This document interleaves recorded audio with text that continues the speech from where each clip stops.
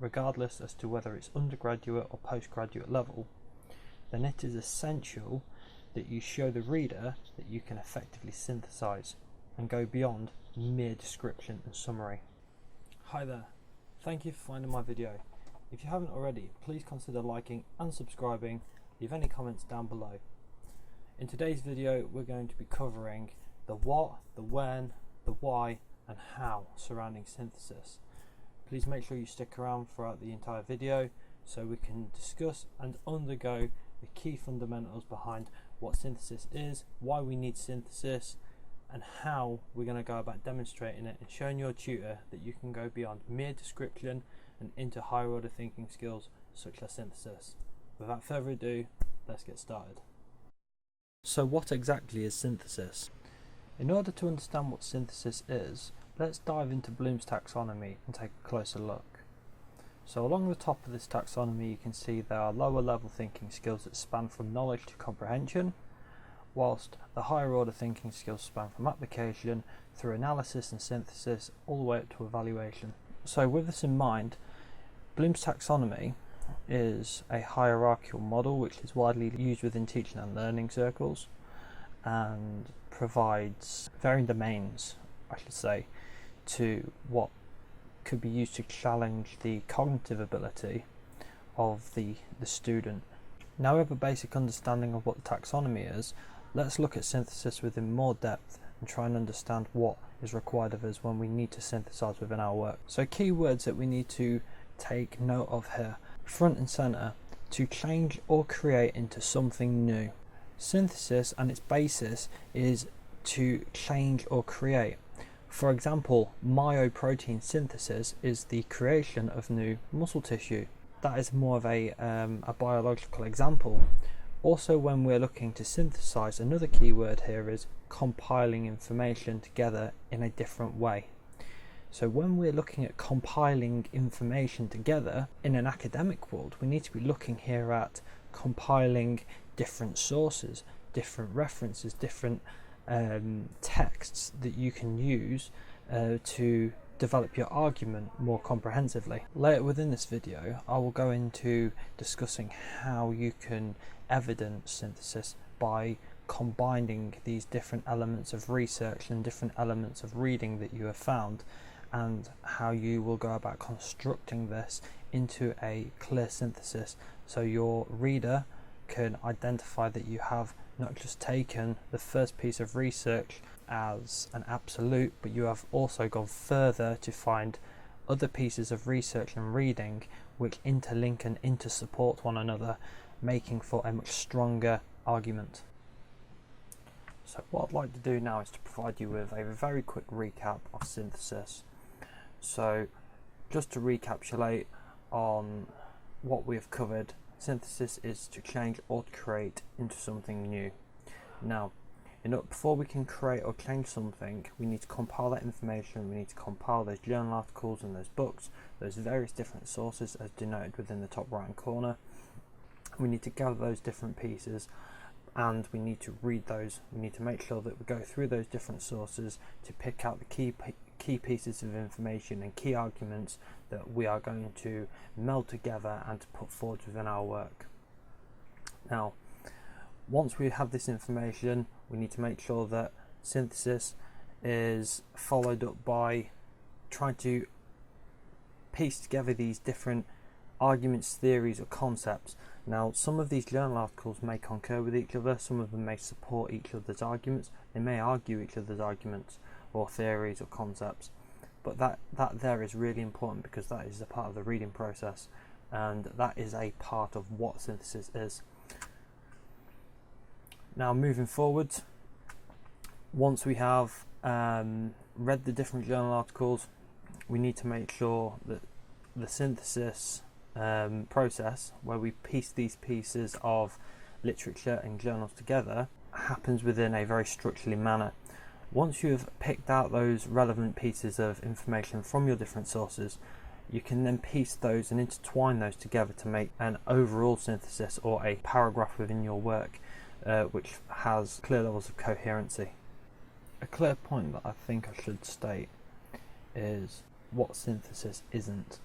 Now, looking at this paragraph and skimming over it, we can see that the writer has gone through the papers and found common themes between certain concepts or arguments within these papers, and have managed to pull these together really, and to show the author that they have gone further than finding the first paper and accepting what it has argued or denoted. And the writer has found other research and other literature to really strengthen and bolster out the arguments and concepts that they are trying to put across to the reader. When will I need to show synthesis within my academic work?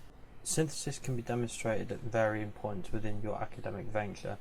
So at the macro level and at the micro level, or at the paragraph level. Now at the macro level, synthesis will be a requirement during certain essays. You may be tasked to produce a synthesis essay, or you may be tasked to produce a dissertation, otherwise known as a research project, otherwise known as an independent study.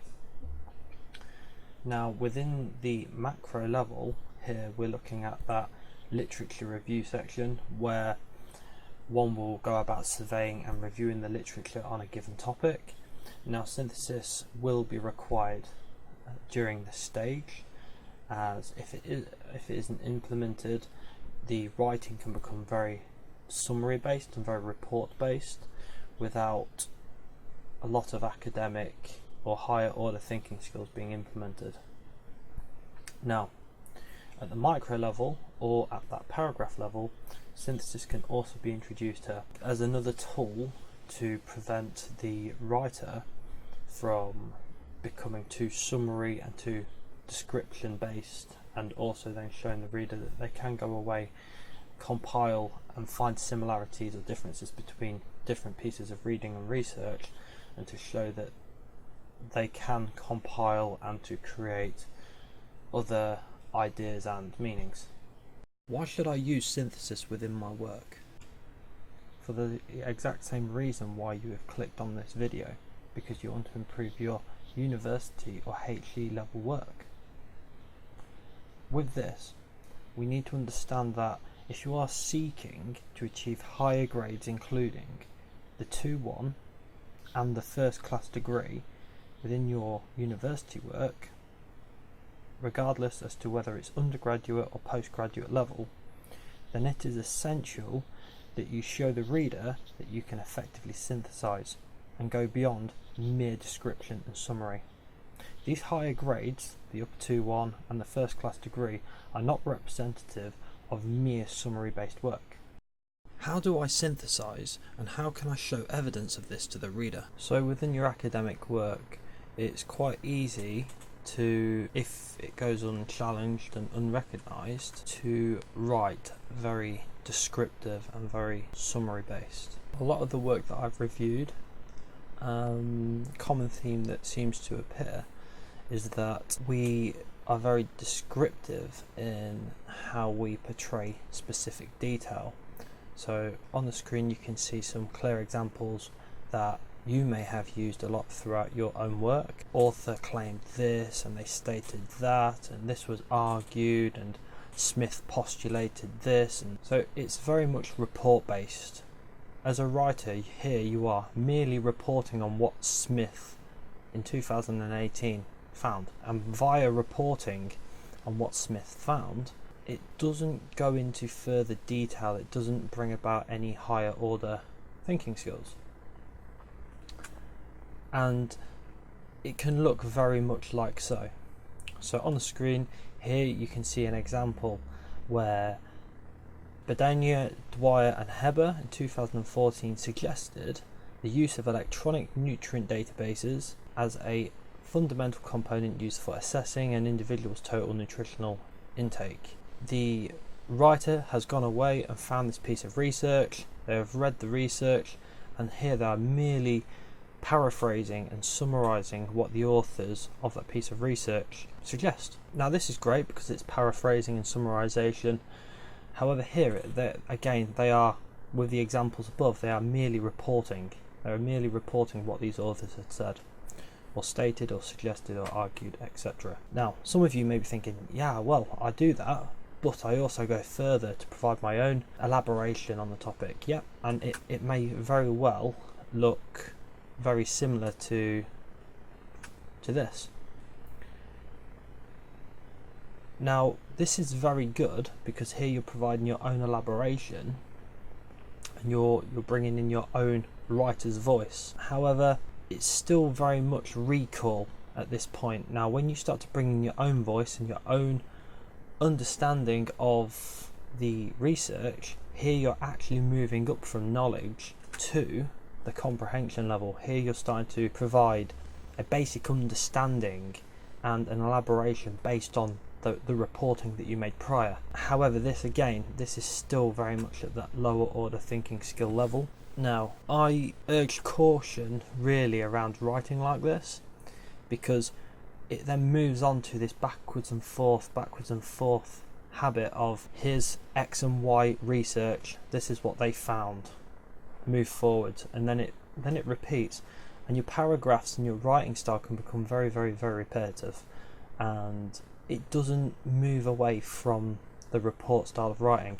So with this style, if this is yourself or if you know anybody that writes like this within their academic work, urge caution around that, because it doesn't give much opportunity to show levels of analysis or that further reading where you can find comparisons and similarities or differences between research.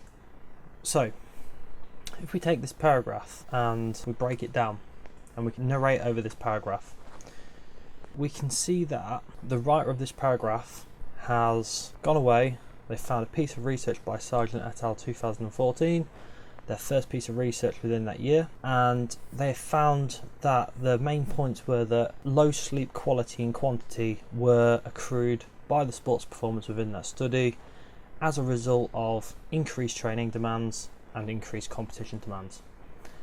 Now, as a writer, they could have stopped there and moved forwards and carried on with the rest of the paragraph. However, you can see here that they've gone away and they've found another paper by the same authors, a second paper, which also echoed and mirrored the same similar findings on a much larger scale. Now, I'm very familiar with Sargent et al.'s work, and within the second paper of 2014, the B paper, they utilised a larger number of sports performers across many different sports, as opposed to the isolated number and sporting category within their first piece of research. So here you can see that the writer is compiling different research, and they're trying to show the reader that they are going merely beyond finding that first piece of research and accepting it. Now, within the second part of this paragraph, you can see that the writer has moved forward and provided their own writing voice, their own thoughts. Moving through, they've introduced a body of research, identifying that there is a positive relationship between accrued quality of sleep and mood states within the athletes, which had a knock-on effect, a significant impact upon performance win-loss outcomes. What they've also done here is they've gone away and found a secondary piece of research, and they've communicated between those two pieces of research, demonstrating that there are also findings that coincide with the second piece of research to strengthen out that argument.